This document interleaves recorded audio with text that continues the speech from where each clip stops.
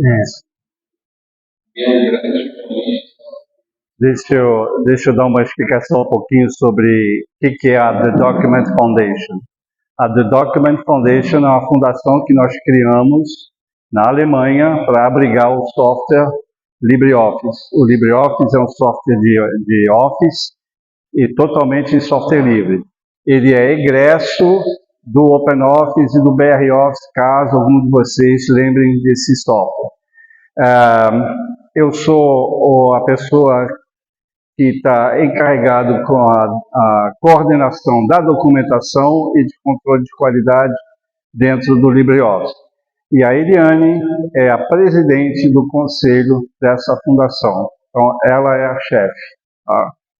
Muito bem, pessoal. Eu tenho uma apresentação que está em duas partes. Uma parte é mais conversando sobre geopolítica e a outra parte é um pouquinho mais hardcore, que é bits e bytes. Tá? Eu vou passar, então, essa apresentação para dar para vocês uma noção de como nós estamos em relação ao software livre e como eu estou enxergando a situação que nós temos aqui no Brasil. Tá? Então, o que nós temos hoje, e vocês já devem ter percebido, são o domínio das Big Techs. Tá? Então, nós temos o domínio da internet, só na mão delas, o domínio dos dados, elas estão com todos os nossos dados, basta ver nos jornais o que está acontecendo, fulano foi pego vendendo CDBs falsificados, o que aconteceu? O WhatsApp dele entregou tudo. Tá? Então, não tem como, os seus dados estão dentro da internet, na mão das Big Techs. O domínio do conteúdo, tá? Que eles estão agora fazendo conteúdo por vocês, a IA está aí para dizer para vocês que vocês agora podem utilizar um conteúdo que não é mais de sua propriedade. Domínio das redes sociais, a gente sabe muito bem o que é o Instagram, o que é o Facebook, o WhatsApp, etc., TikTok, né? E o domínio da sociedade, porque a gente está vendo o debate que está acontecendo aqui no Brasil em relação às nossas eleições que vão chegar e o domínio dessa internet que a gente não sabe como segurar. Tá? Finalmente, o domínio da política local, que vai ser essa consequência. Tá? Então, esse é o mundo que a gente está vivendo e é um mundo que é um mundo perigoso. Tá? Muito bem. E os governos estão dependendo dessas Big Techs. Eu fiquei já chocado de ver que as nuvens estrangeiras usadas na administração pública. Eu vi prefeituras usando o Google Docs, eu vi o governo usando o Microsoft Office, né, 365. Né, todos os dados da administração pública estão na mão deles. Né? As Forças Armadas com serviço de telecomunicação, né, estrangeiro. Né? Forças Armadas usando Starlink. Né? Ou seja, como é que é essa história? Como é que você preserva uma soberania se está tudo na mão de gente que você não controla? Né? É uma questão, é um questionamento. Eu estou chamando a atenção de vocês porque vocês vão ser as pessoas que vão ficar afetadas com esse tipo de situação. Né? Vazamentos. Né? Quantas vezes a gente já não pegou vazamentos dos seus dados bancários?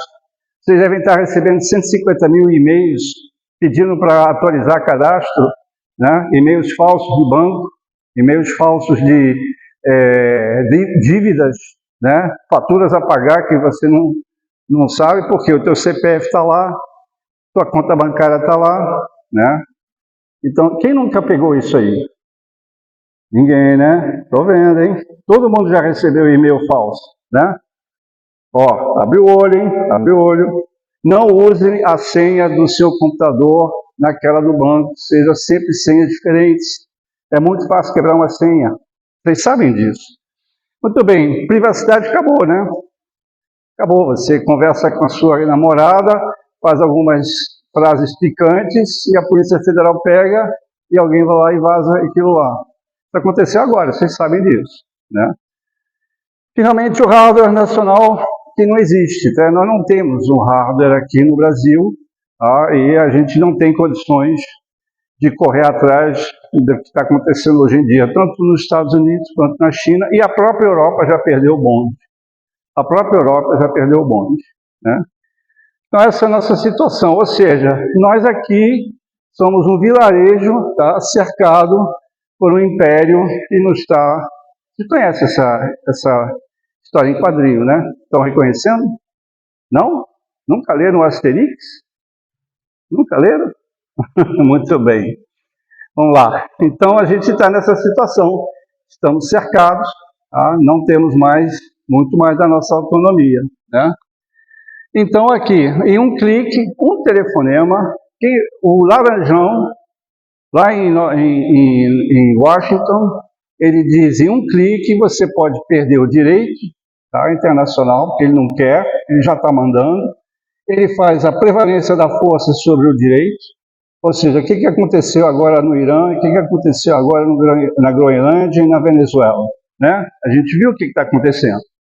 Prevalência da financiarização, tudo por Wall Street, né? O que vale o dinheiro, né? Não preciso fazer mais nada, desde que eu tenha dinheiro, eu vendo até qualquer coisa, né? Até minhas terras raras, vendo a minha Amazônia, vendo tudo, né? É isso que está acontecendo.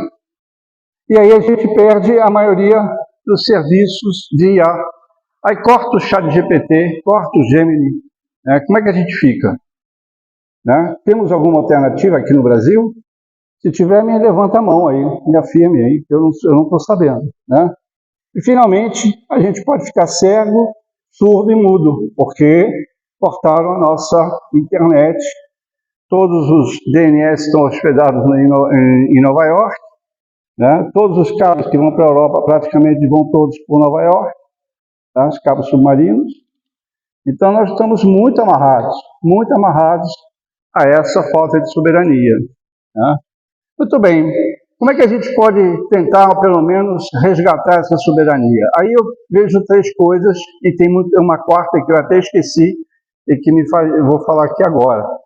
A nossa capacidade tecnológica de hardware, que vai ser muito difícil suplantar, muito difícil, porque a tecnologia que vocês estão vendo agora aparecer é muito avançada, não só em termos de fabricação de chips, como também em termos de software e de sistemas avançados, tá? Empacotamento. Empacotamento é um problema muito sério para esses chips, né? Não só o clock tem que ser rápido, não só a dimensão das estrias dos transistores tem que ser pequena, mas também a dissipação de calor é muito importante, tá? Nós temos que desenvolver nossos padrões de documentos. Nós já tentamos esse milênio aqui, já tentamos fazer muito sobre isso, mas não conseguimos fazer corretamente. Desenvolver nossa tecnologia de software, e aí o software livre é definitivamente um ator importante, porque o software livre é divulgação de conhecimento, e isso é muito importante. Tá? E finalmente eu esqueci de botar aqui o sistema nosso educacional. Tá? Se não tiver gente para fazer isso, se não tiver uma geração preparada para assumir esses compromissos, nós não vamos ter essa soberania. Vamos estar sempre dependendo do exterior. Okay? Muito bem, quais são as tecnologias de hardware, tá? E do padrão aberto?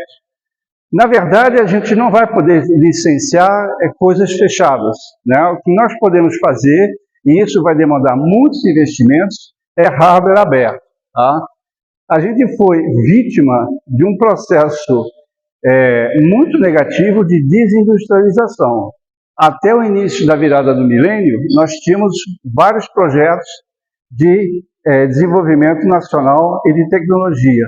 Mas depois da virada do milênio, passou a haver um movimento, tá, de venda de ativos brasileiros, venda de estatais, para imediatamente conseguir ter dinheiro em caixa, vender para pagar dívidas e etc. Então, esse processo ficou muito forte. Nós temos uma indústria de chips no Rio Grande do Sul que está vende, não vende, vende, não vende, né? Aqui eu não tenho mais a memória de qual é o nome da empresa. Tá? A nossa tecnologia de fabricação de chips ainda é muito atrasada, porque pelo processo de vende, não vende, vende, não vende, não se investe na empresa. Tá? Eu, particularmente, eu acho que privatização é um assunto que favorece os parceiros, tá? E não favorece os cidadãos, tá? Essa é a minha opinião pessoal. E, finalmente, independência total de fornecedores externos, né? E dependência de políticas de incentivo do governo. Tá? Aí, quando o governo quer incentivar um setor, aí vão dizer que isso aí vai afundar o déficit público e que aí a inflação vai ser grande, o juro vai aumentar, blá, blá, blá, blá, blá, blá. Vocês conhecem essa história que é repetida até o fim dentro dos jornais que vocês assistem, né? Muito bem. A segunda parte são os padrões abertos. E aí nós batemos bastante o pé firme em cima da necessidade da gente ter padrões abertos, né? Nós, no início desse milênio, na primeira década e na segunda década desse milênio, o governo federal fez bastante investimentos e políticas próprias para poder incentivar não somente o software livre, mas também a utilização de padrões abertos. Tá? Eu participei ativamente desse processo, tenho conhecidos, que alguns de vocês aqui também conhecem, que foram até os órgãos internacionais para promover padrões abertos de documentos, e houve aí uma politicagem extremamente negativa, até mesmo a nível internacional. Isso aí é geopolítica, tá? Então, nós brigamos bastante e, pelo menos, se o padrão existe, ele não é especificamente adotado pelas autoridades. Nós, aqui dentro do universo LibreOffice, do software livre, somos defensores muito fortes do chamado Open Document Format. Alguém já ouviu falar desse formato? Esse é um formato aberto, tá? Que é um padrão de documentos que oferece total liberdade de escolha. A ideia é o seguinte: se eu tenho um padrão de documentos aberto, eu posso ter vários softwares que vão ler esse documento. Eu não preciso ficar num só. Hoje em dia, se você tem OpenXML, que é da Microsoft, 99% das vezes você tem que comprar a Microsoft para poder abrir aquele arquivo. Tá? Então, é um padrão aberto para poder fornecer oportunidades para que vários fabricantes de software possam interoperar e intercambiar documentos. Se eu faço um documento num determinado software, eu devo poder ler no outro documento. Por quê? Porque o documento é seu, faz parte, é sua propriedade. Tá? Você não precisa ter que pagar uma licença para abrir o seu documento.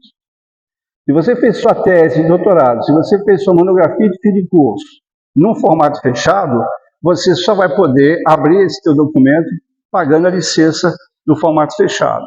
Tá? Então, o que é o ODF? É um arquivo XML com zip. Se vocês tiverem oportunidade de ver um arquivo ODF, é só dizipar ele, que vocês vão ver uma árvore de XML. Tá? É um padrão internacional, 23.600, perdão, que foi adotado aqui no Brasil pela ABNT. Então, esse formato é ABNT2, ABNT 23.600. É padrão brasileiro. Tá? E, finalmente, ele é gerenciado pela essa entidade, que é uma entidade norte-americana.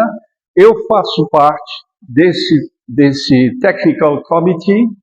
Sou eu e mais um grupo de 7 ou 8 pessoas. Nós estamos escrevendo esse padrão. Tá? Inclusive, tem colegas meus nesse comitê que é da Microsoft também. Ou seja, esse é um padrão que também a Microsoft está suportando. Tá? Então, eu faço parte, estou nesse momento, por exemplo, escrevendo novas funções da planilha, para que elas possam vir a ser parte do padrão. Tá? Então, esse é muito importante, que a gente tenha um padrão aberto de documentos. Tá? O mais famoso que vocês conhecem e que foi adotado sem muita questão é, por exemplo, o PDF.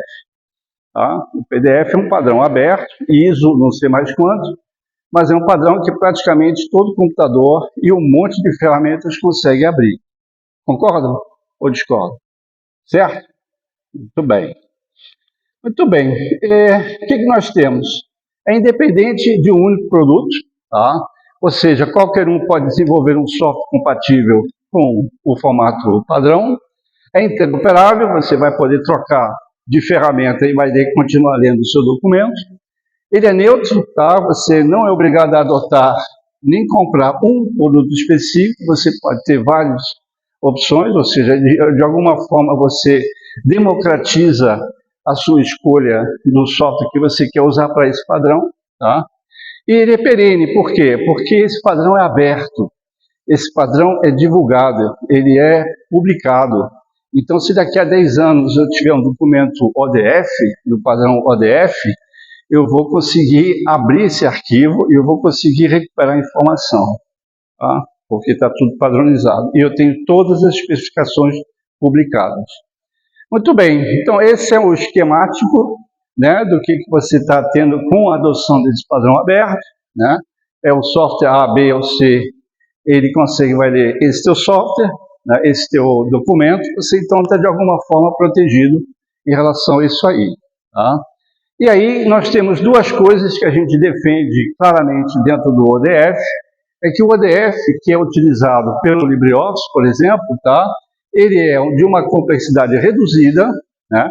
Só para dar uma ideia, a especificação do ODF, tá? Ela tem menos de 2.000 páginas, tá? Envolve planilha, documento de texto, apresentação, banco de dados, editor de equações, menos de 2.000. A especificação do Microsoft Office tem quase 10.000 páginas, tá? Inclusive com um monte de coisas mal definidas e, inclusive, o fato de que sequer a Microsoft obedece seu próprio padrão. Ela utiliza um padrão intermediário, que eles chamam de OpenXML transicional, tá? Que é uma implementação parcial do padrão próprio dela, tá? Muito bem. E aí o software livre no Brasil? Tá? Aí eu vou contar um pouco da história, tá? Da história que eu vivi dentro do software livre no Brasil.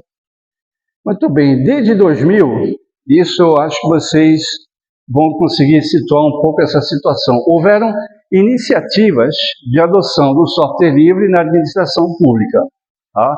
Eu acho que algum de vocês aqui já viu, ou pelo menos passou por esse processo, no qual a administração pública recomendou e praticamente impôs que as autarquias e organizações federais, principalmente, adotassem o software livre, tá?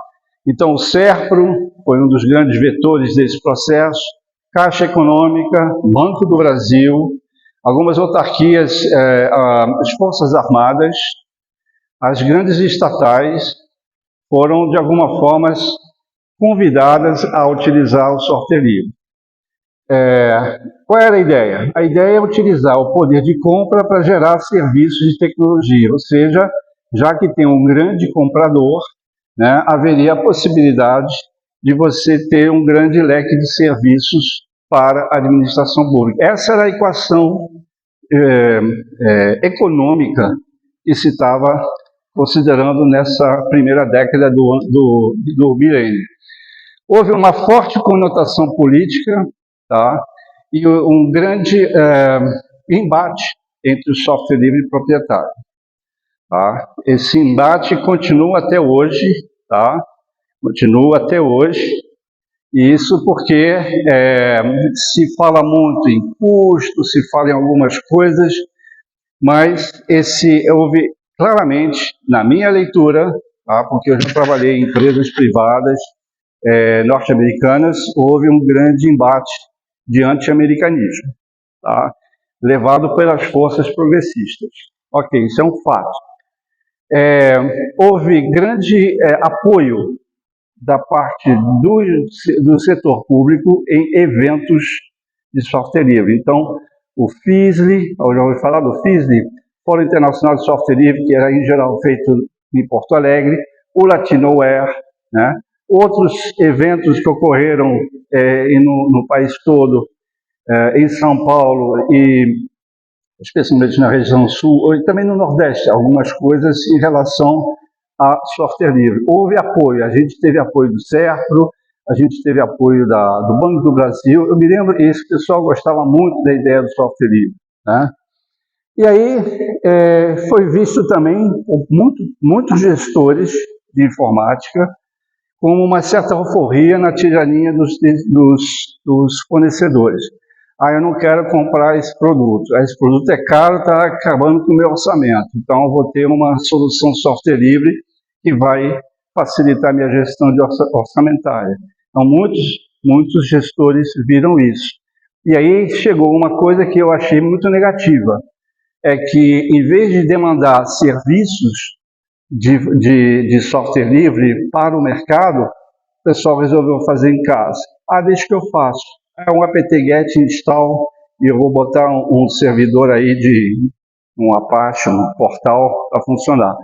E aí, qual é a vantagem disso? Você não desenvolveu uma indústria de software livre poderosa. Tá? Forte lobby dos prejudicados. É claro que o lado da Oracle, IBM, Microsoft não ficou quieto. Começou a fazer pressão, tá, para que as coisas fossem vistas de forma diferente. Tá? Aí chegamos a uma situação que não é só Brasil, não, tá? É mundial. A administração pública gosta de verba, tá? Gosta de assinar cheque gordo. Em geral, o software livre não tinha um cheque gordo. Tá? Em geral, o software livre tinha um cheque magro. Tá? E aí era difícil convencer, era disputar pau a pau com um fornecedor estruturado que já tinha a solução funcionando e você vai dizer, não vou usar aquilo que funciona, eu sei que funciona, eu vou usar um software livre que eu ainda vou ver como é que funciona. Tá? Então tivemos essa situação muito clara nesse aí. O poder de compra do governo não foi suficiente, tá, para a criação de uma indústria de software livre. Tá? Não se criou um leque, não se criou uma indústria que pudesse ser uma blindagem dos serviços e do software livre. Tá? As coisas foram pontuais, foram muito ad hoc, ou seja, elas foram, vou fazer desse jeitinho aqui, vou contratar uma pessoa da comunidade, vou fazer isso, vou fazer aquilo, mas não teve uma política estruturada para se ter uma indústria que dissesse para a concorrência, assim, não, aqui você não entra. Tá? Então, rapidamente o que aconteceu foi que assim que o governo progressista foi retirado do poder, imediatamente o lobby voltou. Tá? Voltou com força. Tá? A solução de software livre instalada internamente também foi aquela coisa, não, apt-get install, aí você simplesmente levantava um servidor em 2 minutos e achava que estava tudo certo. Não estava tudo certo não. Tá? Não gerou demanda de serviço e não gerou demanda de evolução tecnológica. Tá? Muito bem. E aí, a alternância do poder, né? A reversão das soluções, eu me lembro claramente, uma semana depois que mudou a presidente Dilma para a presidente Temer, a Microsoft abriu um laboratório de cibersegurança em Brasília. Uma semana. Tá? Uma semana. Tá? Então, para mim, o recado foi forte. Abandono completo de políticas de software livre. Eu estou vendo aqui que está tendo uma petição para pedir software livre. Eu tenho certas restrições a esse tipo de iniciativa, porque eu acho que se não tiver um projeto estruturado, tá, uma simples canetada de uma portaria, não vai ter muito sucesso. Tá? A coisa tem que ser montada de uma forma mais estruturada. Tá? Não que eu não acho que deva ser. Deve ter, sim, uma criação de um momento, né, de um movimento que possa dar sustentação a um processo que chegue lá na Câmara dos Deputados e seja consistente com a realidade, né, que nós temos no Brasil. Tá? Fala.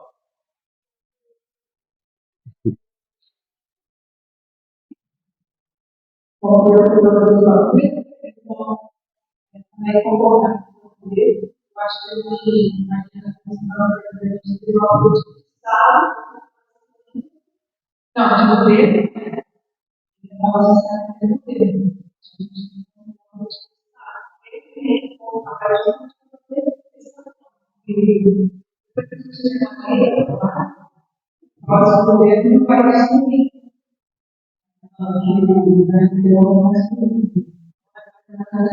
Eu concordo plenamente com você. Desculpa, eu não sei seu nome. Lívia. Eu concordo com você, Lívia, mas eu já tenho alguns cabelos brancos que dizem o seguinte: tem que haver um movimento, uma vontade para que a boa ideia chegue na hora certa. Se a boa ideia chega na hora errada, ela não decola. Isso é muito difícil, por isso que tem que ter muito cuidado e habilidade para criar a hora de um projeto desse entrar. Tá? O projeto é fantástico, eu acho absolutamente sensacional, mas tem que ver se nós estamos muito dentro dessa hora certa para que esse projeto aconteça. Tá? Eu apoio a iniciativa, com certeza. Eu acho que tem que começar, tem que mostrar certa evolução, inclusive justamente para resgatar a nossa soberania. Tá? Eu acho que passa por esse tipo de atitude, tá? Mas se for uma canetada dizendo assim, use software livre, a própria administração pública e o próprio público não vai estar preparado para isso. Eu me lembro, por exemplo, uma situação de que a Receita Federal ela tinha bastante LibreOffice instalado dentro das suas instalações, tá? E a Receita Federal usava muita planilha, etc. e tal. Muitos formulários, né, DARF, né, eles vinham em formato DocX e eles não botavam o formato ODT. Né? Poxa, se botou um arquivo DocX para poder baixar e preencher e fazer o pagamento, na época, pagamento no banco, por que não botou ODT? Né? Então, se esses microgerenciamento teriam sido já feito uma certa diferença. Mas isso tudo tem que estar dentro de um contexto um pouquinho mais amplo, e isso tem que fazer a cabeça do público e fazer a cabeça do gestor para que ele adote isso aí. Isso é muito difícil, não é impossível, mas é muito difícil. Enfim, apoio a sua iniciativa, Lígia. Eu vou visitar esse teu portal, tá? E vou colocar minhas observações. Tá? Muito bem. Aí eu quero agora entrar com vocês sobre a resiliência do LibreOffice. Tá? O LibreOffice ele já é um projeto que já tem mais de 27 anos. Tá? Ele nasceu como um projeto que vocês talvez conheçam de nome chamado OpenOffice. Esse OpenOffice, no Brasil, a gente teve uma mudança de nome, a gente chamou de BROffice. Quem lembra do BROffice aqui? E aí, quando em 2010, nós resolvemos fazer o fork, né, ou seja, a bifurcação entre o código do OpenOffice e o código que se chamou depois LibreOffice, porque nós achávamos, em termos de comunidade, que o OpenOffice, gerenciado por uma grande empresa de software americana, não estava atendendo às nossas necessidades, e aí a gente resolveu fazer o fork. Então, em 2010, nasce o LibreOffice, e ele vem sendo desenvolvido sistematicamente.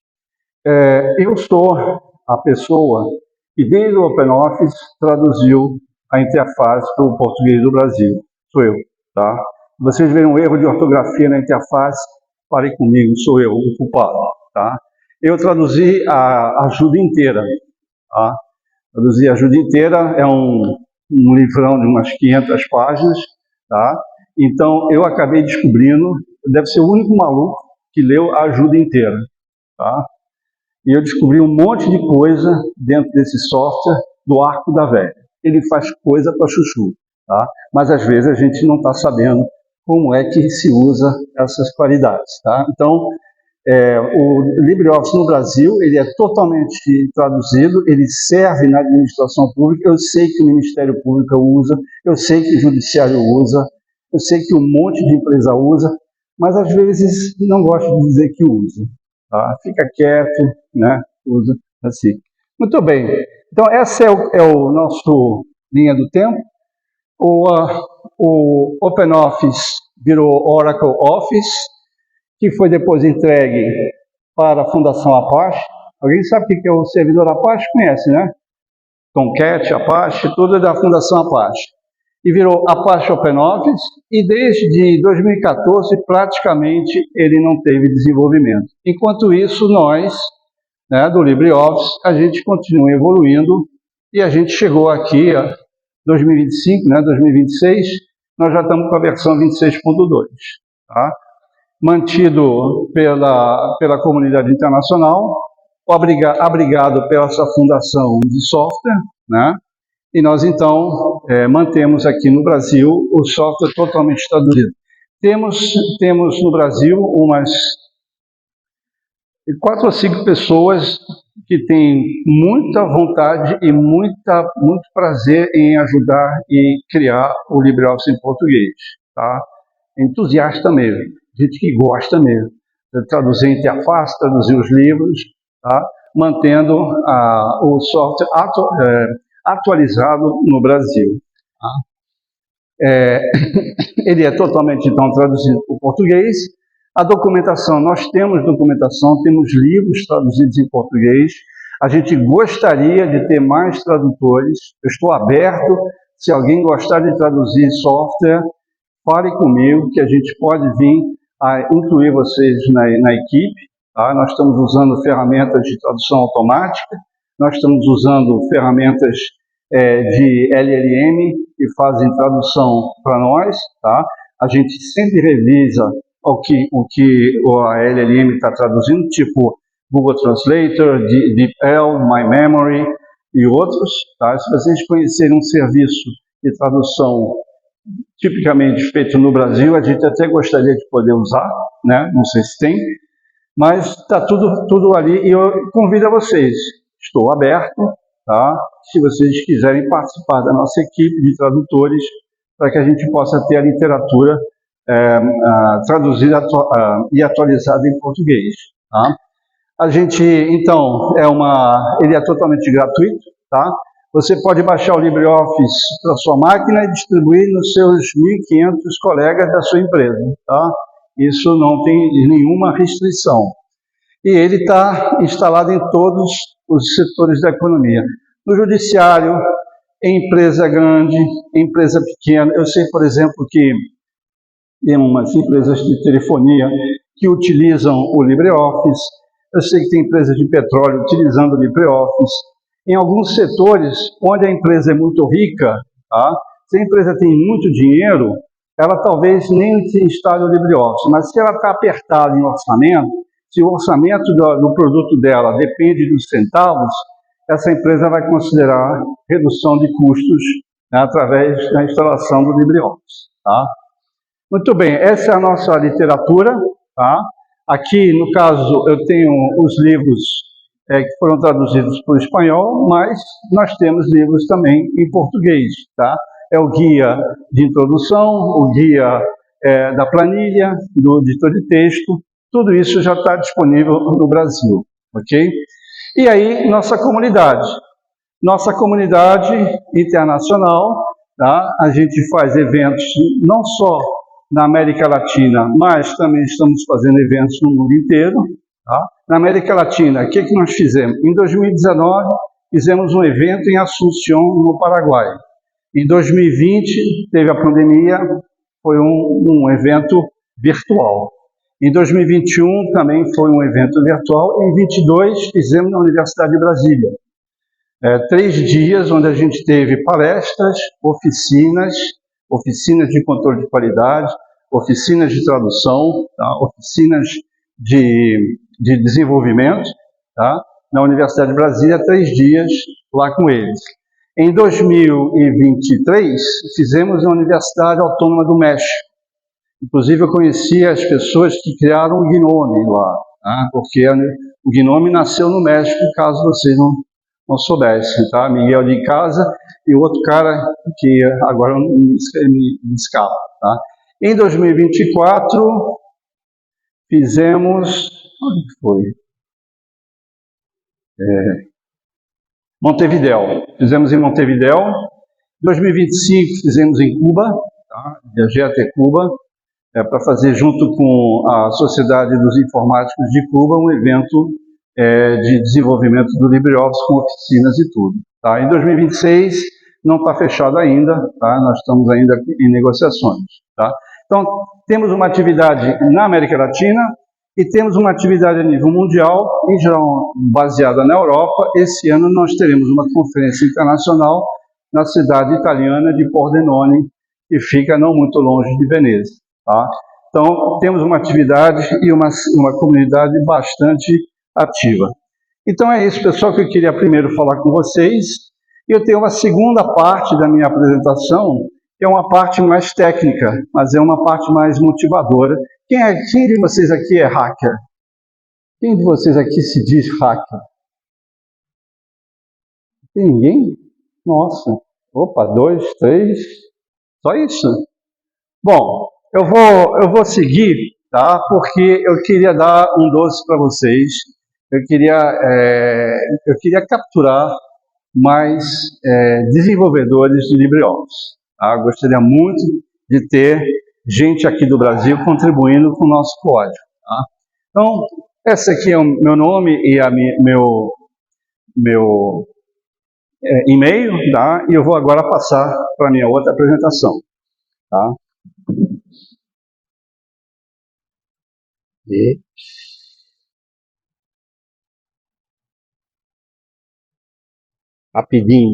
Rapidinho. Essa apresentação eu faço porque eu já fiz até essa apresentação no chamado Campus Party, tá? E esse eu fiz com o meu colega que é espanhol, que ele é a pessoa que faz o controle de qualidade dentro do LibreOffice, tá? Olha, nós vamos ver aqui o seguinte, nesses últimos 20 minutos, tá? A informação geral sobre LibreOffice, como é que a gente vai baixar as dependências do software, como é que a gente baixa os fontes e como é que a gente compila. Tá? Para isso, tá, precisa conhecer 3 tecnologias. Uma, Git. Quem conhece Git aqui? Ah, bom, ainda bem. Gerrit é um gestor de patches do Git, tá, que nós usamos também, é um software aberto, disponibilizado pelo Google, tá? E nós temos dentro da nossa comunidade uma coleção de pequenas tarefas que a gente chama de Easy Hacks, que são aquelas atividades e correções ou pequenos hacks para que a gente possa começar a entender como é que funciona o LibreOffice. Tá? Muito bem. Então, primeira coisa que a gente tem que ver é o seguinte, ó, o LibreOffice, ele é essencialmente C++. Então, 5 milhões de linhas de código, tá? Em C++. Então, quem é que sabe C++ aqui? Ah, estou de olho em vocês, hein? Estou de olho em vocês. Estou de olho em vocês. Muito bem, temos muito XML, tá? Temos também um Java, mas a gente está de alguma forma meio que deixando o Java de lado, tá? Valorizando um pouquinho mais o Python, tá? E muitas linhas também de make, tá? Que essencialmente a gente usa o gbuild para compilar o software. Tá? Olha, pessoal, o mundo é Windows por enquanto. Tá? Então, o nosso parque instalado de LibreOffice, essencialmente, é Windows. Apesar de que o principal desenvolvimento é todo ele feito em Linux. E aí, o que nós fazemos para compilar no Windows? Até o início desse ano, nós usávamos um shell chamado Cygwin. Alguém já ouviu falar do Cygwin? O Cygwin é um shell Linux, tá, que rodava dentro do Windows. Tá? Então você tinha uma camada intermediária entre a compilação e o próprio Windows. Mas agora a gente está usando uma outra tecnologia. A gente está usando o chamado WSL, que é o Windows Service for Linux, né? Acho que é isso, que é uma máquina virtual Linux dentro do Windows. Tá? E aí o que acontece? Os scripts de compilação são todos eles em Linux. Aí, quando você tem essa máquina virtual Linux dentro do Windows, ele vai rodar esses scripts, mas o compilador que ele vai usar é um compilador Microsoft, aquele que vocês têm dentro do VS Code, tá? Que é de graça, que vocês podem utilizar dentro do Windows. Então, nós estamos ali num processo de modernização dessa forma de compilação, e nós, então, conseguimos compilar o LibreOffice dentro do Linux, do Windows, e aí a gente consegue ter o LibreOffice para Windows, né? Muito bem. Primeira coisa que vocês vão fazer, para quem conhece Linux, tá? É esse comando aqui. apt-get install, blá, blá, blá, blá, blá, com esse pacotão todo de coisa. Ó, anotem isso, hein? Tem que anotar, hein? Ok? Muito bem. Então, isso tudo são as dependências, tá? Então, esse comandão aqui, claro que ele está todo documentado, vocês vão poder copiar e colar dentro do wiki que nós temos, tá? E aí vocês passam a poder compilar, tá? E aí a gente clona o nosso software, tá? Como é que é? Edit clone com esse URL aí, tá? E aí vocês então vão conseguir todo o software dentro da sua máquina, tá? Muito bem, depois vai rodar um script que vai servir para definir os parâmetros de compilação, tá? Então, vocês vão definir ajuda, variáveis de ambiente, configuração do make, verificar dependências, verificar parâmetros, um monte de coisa, tá? Depois, vocês podem configurar, por exemplo, vocês podem botar o nome de vocês, tá? Quem compilou esse LibreOffice aqui é o DartSpender, tá? Então, você pode botar seu nomezinho ali, tá? Na sua compilação. As linguagens que você vai usar, tá? Se for KDE ou não, etc. Um monte de parâmetros. Tem mais de 100 e poucos parâmetros que você pode mexer no seu software, tá? E aí, faz o make, né? Quem conhece make aqui? Pois é, make check, make clean, make módulo, né? E aí, usa o Git, né? Git pra caramba, para usar muito o Git, tá? Git é fantástico para isso, tá? Você vai conseguir, então, fazer um novo ramo, testar, ensaiar, etc. e tal. Não vou deixar muito detalhe aqui, não. E o Gerrit é o nosso sistema que, quando você fez um patch, tá? Você sobe para o Gerrit e outras pessoas que estão envolvidas no desenvolvimento vão olhar o que você fez, tá? Se você fez uma coisa boa, tá? Você vai ser aprovado. Se não, você vai ser convidado a refazer o seu patch, tá? Muito bem. E os Easy Hacks, finalmente, é o seguinte: são excelentes, tá? Para você começar a fazer alguma coisa. Às vezes são tarefas muito pequenininhas, mas muito significativas. Eu, inclusive, digo o seguinte: ainda vou fazer uma camiseta dizendo: eu compilei o LibreOffice. Porque para você chegar nesse ponto aqui, você já aprendeu muito, você já ralou pra caramba, você foi no Google 50 vezes para saber como é que resolve, tá? E você ganhou uma senhora experiência. Experiência essa que vai deixar vocês confiantes a qualquer desafio que vai vir para vocês, tá? Porque é uma relação, tá? Não é, ela funciona, mas não está de mão beijada não, tá? Tem que queimar umas sinapses para você botar para funcionar. Demora umas 2 horas para compilar num notebook moderno, tá? Menos talvez se você tiver mais processadores. E é bom você botar um ventilador debaixo do notebook, porque a CPU vai ficar em 100% durante muito tempo, tá? Então vocês têm que tomar cuidado com o ventilador da sua CPU, tá? Muito bem, então é isso aí que eu queria mostrar para vocês sobre o LibreOffice. Eu queria realmente aumentar a participação do Brasil nesse projeto, tá? Convido vocês a participarem não somente no desenvolvimento, mas também na tradução e na documentação do software aqui para o Brasil, Tá? Então é isso aí, gente. Obrigado pela atenção de vocês. Tá? Eu distribuí aí umas etiquetas, tá? Mas querendo entrar em contato comigo, justamente olivier.alô@libreoffice.org. Visitem o site, tá? Visitem o site para que vocês tenham conhecimento e baixem o software. Utilizem o software, tá? Porque a gente gosta muito disso, de gente que usa o software e principalmente, vocês não pensem se tiver um defeito, tiver um bug, nós queremos saber. É muito importante que a gente saiba aonde é que o software está tendo problemas, tá? Muita coisa é um software já bem maduro, mas às vezes as pessoas não somente querem alguma coisa que por acaso não funcione, ou que queiram uma melhoria. E a gente gostaria de saber, de ter esse feedback para vocês, tá? Então é isso aí, pessoal. Obrigado.